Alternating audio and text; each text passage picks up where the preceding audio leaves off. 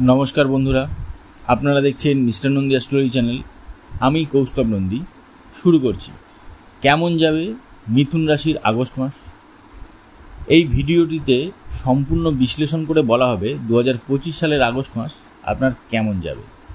সবার প্রথমে জেনে নিন আপনার কোন ঘরে কোন কোন গ্রহ বসে আছে। আপনার প্রথম ঘরে শুক্রের সাথে বৃহস্পতি বসে আছে। আপনার দ্বিতীয় ঘরে সূর্য এবং বুধ বসে আছে। তৃতীয় ঘরে আছে কেতু। চতুর্থে মঙ্গল বসে আছে। নবমে রাহু বসে আছে এবং দশমে শনি বসে আছে। এবার জেনে নিন কেমন থাকবে আগস্ট মাসে আপনার স্বাস্থ্য। প্রথম ঘর থেকেই আমাদের স্বাস্থ্যের ব্যাপার সম্পর্কে জানা যায়। তো প্রথম ঘরের স্বামী বা প্রথম ঘরের যে মালিক তিনি হলেন বুধ। বুধের ঘরে বসে আছে শুক্র এবং বৃহস্পতি। এটা যেমন স্বাস্থ্যের জন্য ভালো, ঠিক সেরকমই আপনার গুণের ক্ষেত্রেও কিন্তু ভালো। আপনার মধ্যে কিন্তু নতুন নতুন গুণের সম্ভাবনা দেখা যাবে। এই সময় আপনার মধ্যে যে সেরা গুণগুলো রয়েছে সেগুলো বেরিয়ে আসবে। এছাড়া শরীর স্বাস্থ্য কিন্তু আপনার ভালোই থাকবে, এই নিয়ে চিন্তার কোনো কারণ নেই। এবার জেনে নিন আগস্ট মাসে আপনার শিক্ষা কেমন থাকবে।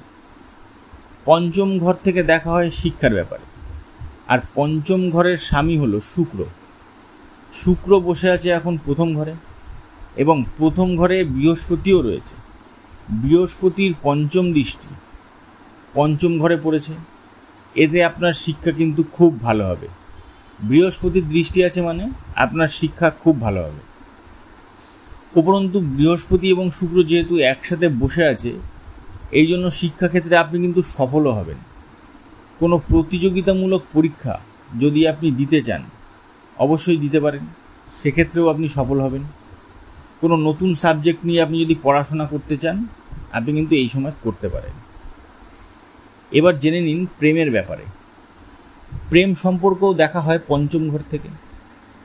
আপনাদের যদি প্রেমে বাধা থেকে থাকে, তৃতীয় কোনো ব্যক্তির কারণে আপনাদের মধ্যে সম্পর্কে ঝামেলা লেগে থাকে, যদি কোনো ভুল বোঝাবুঝি থেকে থাকে,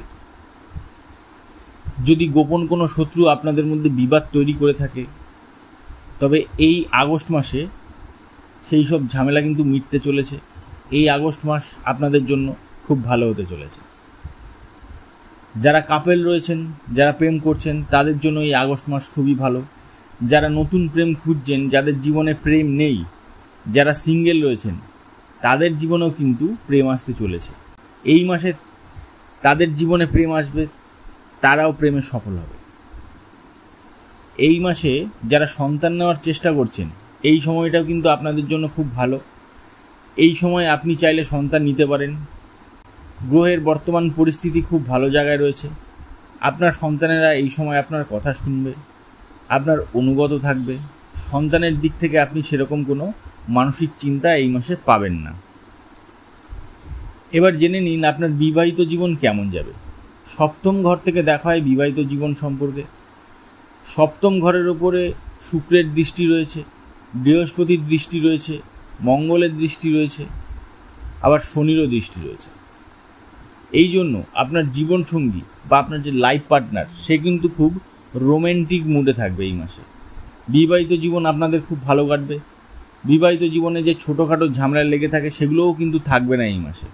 এই আগস্ট মাসে আপনাদের বিবাহিত জীবন খুব ভালো হতে চলেছে। এবার জেনে নিন কর্মজীবন সম্পর্কে কেমন থাকবে আগস্ট মাসে আপনার কর্মজীবন। আপনার কর্মস্থানে অর্থাৎ দশম ঘরে শনি বসে আছে।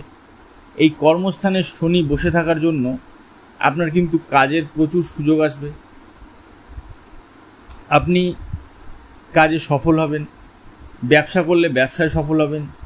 চাকরিতে গেলে ভালো প্রমোশন পাবেন। কিন্তু শেয়ার মার্কেট যারা করছেন এই সময়টা কিন্তু তাদের জন্য খারাপ, কারণ রাহু আপনার ভাগ্যস্থানে বসে আছে। ভাগ্যস্থানে রাহু থাকার কারণে শেয়ার মার্কেটে কিন্তু আপনার লাভ অতটা হবে না। এই মাসে যদি আপনি শেয়ার মার্কেটে ইনভেস্ট করতে চান তাহলে একটু দাঁড়িয়ে যান। রাহু নবম ঘর থেকে বেরিয়ে যাক, তারপরে আপনি ইনভেস্ট করুন। আপনার যদি শেয়ার মার্কেটে ইনভেস্ট করা থাকে তাহলে এই মাসে বিক্রি করতে যাবেন না।